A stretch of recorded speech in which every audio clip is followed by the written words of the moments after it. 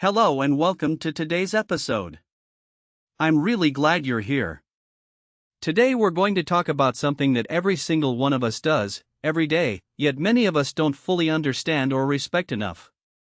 Our topic is sleep, not just why we feel tired, but the science of sleep and how it affects almost every part of our lives. Think about the last time you had a really bad night's sleep. Maybe you stayed up too late watching videos, studying, or working. The next day, how did you feel? Probably slow, maybe a bit irritated, and perhaps you found it harder to focus. Now imagine that this happens not just once, but again and again. This is where the science of sleep becomes very important. Let's start with a simple question: why do we sleep at all? For a long time, scientists were not sure. Sleep looks like a passive activity. When we sleep, we are lying still, our eyes are closed, and we are not aware of what is happening around us. It almost seems like wasted time. But modern science shows us that sleep is one of the most active and important processes in the body. While we are sleeping, our brain is extremely busy. It is not turned off. In fact, in some ways, the brain works harder during sleep than when we are awake. During the day, your brain collects information, things you read, hear, see, and experience. At night, during sleep, your brain organizes and processes this information. It decides what to keep and what to forget. This process is essential for learning and memory. This is one reason why students are often told not to study all night before an exam.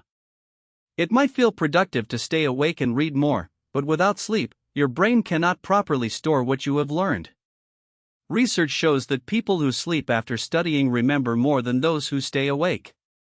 Sleep is also divided into different stages, and each stage has a special role. There are two main types of sleep: REM sleep and non-REM sleep. REM stands for rapid eye movement. During REM sleep, your eyes move quickly under your eyelids, and this is the stage where most dreaming happens. Your brain is very active during REM sleep, almost like when you are awake, but your body is relaxed and still. Non-REM sleep has several stages, from light sleep to deep sleep. In the deeper stages, your heart rate slows down, your breathing becomes regular, and your body begins to repair itself. Muscles grow, tissues heal, and the immune system becomes stronger. This means that sleep is not only important for the brain but also for physical health. Let's talk more about memory and learning, because this is something that affects students, workers, and really everyone. Imagine your brain as a kind of computer. During the day, you open many files and programs. If you never shut down the computer or restart it, it begins to work more slowly and make mistakes. Sleep is like a restart for your brain. It helps clear out unnecessary information and strengthen the important memories. Scientists have done experiments where people learn new skills, like playing a simple melody on the piano or solving a new type of puzzle. Those who sleep after practicing usually perform better the next day compared to those who stay awake. Sleep helps move information from short-term memory into long-term memory. But sleep does more than help you remember facts and skills. It also affects your emotions. Have you ever noticed that when you are tired, small problems seem much bigger? Maybe someone says something normal, but you feel offended or angry. This is because lack of sleep makes it harder for the brain to control emotional reactions. A part of the brain called the amygdala is responsible for strong emotions like fear and anger.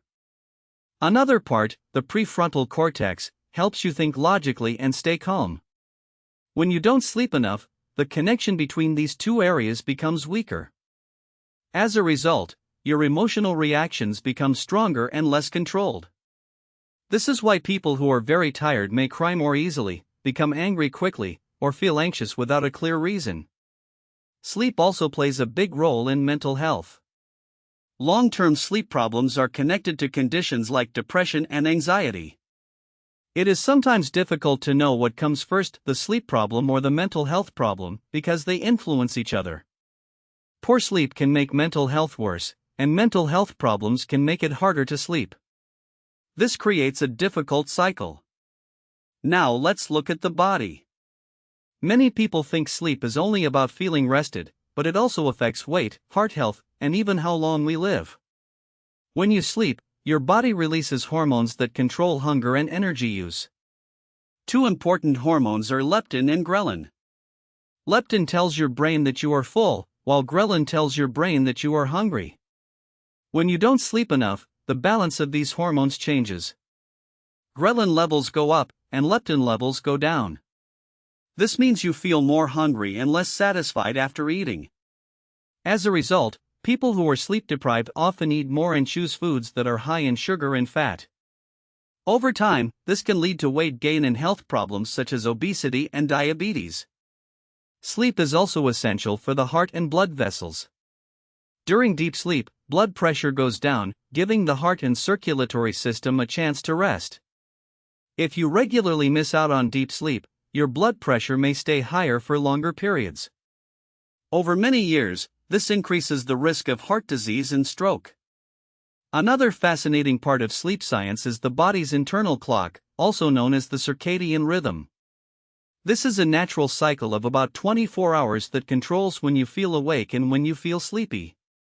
It is influenced mainly by light and darkness.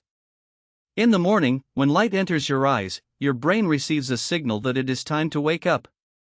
In the evening, when it becomes dark, your brain produces a hormone called melatonin, which helps you feel sleepy. Modern life, however, often confuses this natural rhythm. Artificial light from lamps, televisions, and especially smartphones and laptops can trick the brain into thinking it is still daytime. The blue light from screens is particularly strong in stopping melatonin production. This is why many experts recommend avoiding screens at least 1 hour before going to bed. You might be wondering how much sleep is actually enough. The answer depends on age and individual differences, but most adults need between 7 and 9 hours of sleep per night. Teenagers usually need even more, around 8 to 10 hours, because their bodies and brains are still developing. Children need the most sleep of all.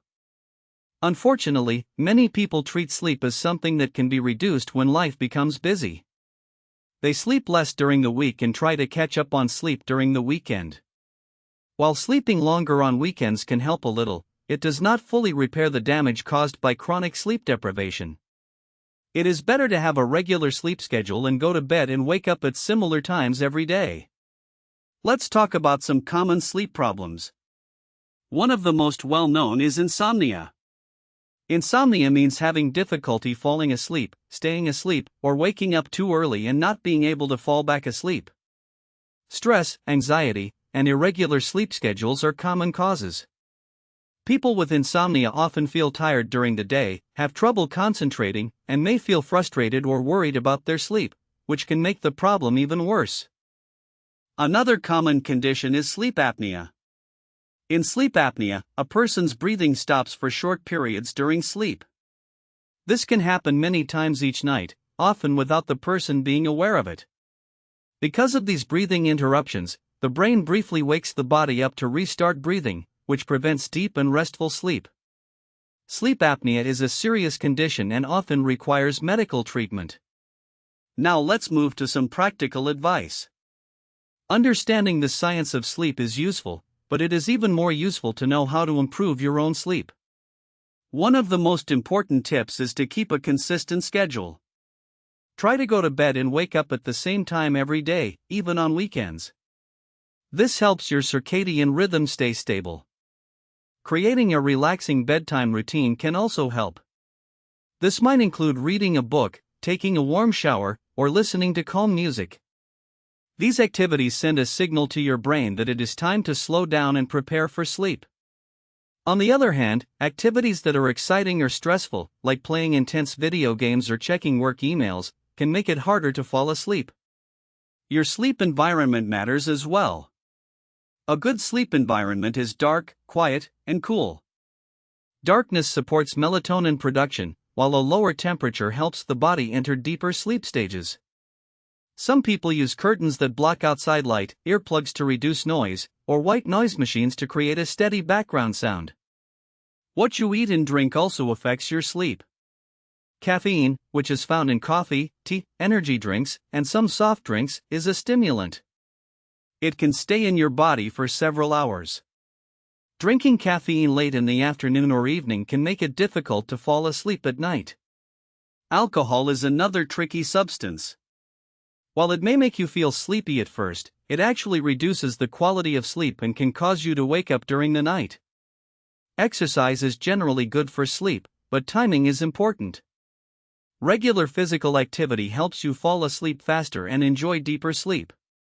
However, very intense exercise right before bedtime may increase your heart rate and body temperature, which can make it harder to relax. For many people, exercising earlier in the day works best. Before we finish, I'd like to address a common idea, the belief that some people simply don't need much sleep.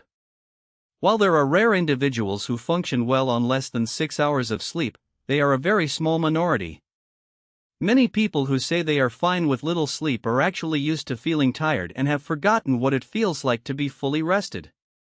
Sleep is not a luxury, and it is not a sign of laziness. It is a biological necessity, just like food, water, and air. When we sacrifice sleep again and again, we are not gaining extra time, we are borrowing energy from the future and often paying it back with interest in the form of poor health, weak concentration, and unstable emotions. So tonight, when you think about staying up just one more hour to finish a show or scroll through your phone, remember that sleep is not time lost. It is an investment in your brain, your body, your mood, and your long-term health. By protecting your sleep, you are protecting almost every important system in your life. Thank you so much for listening to this episode about the science of sleep and how it affects everything. I hope you learned something new and maybe even feel inspired to take your sleep a little more seriously tonight. If you enjoyed this topic, you might also like future episodes where we explore other everyday habits and the science behind them. Until next time, sleep well and take care of yourself.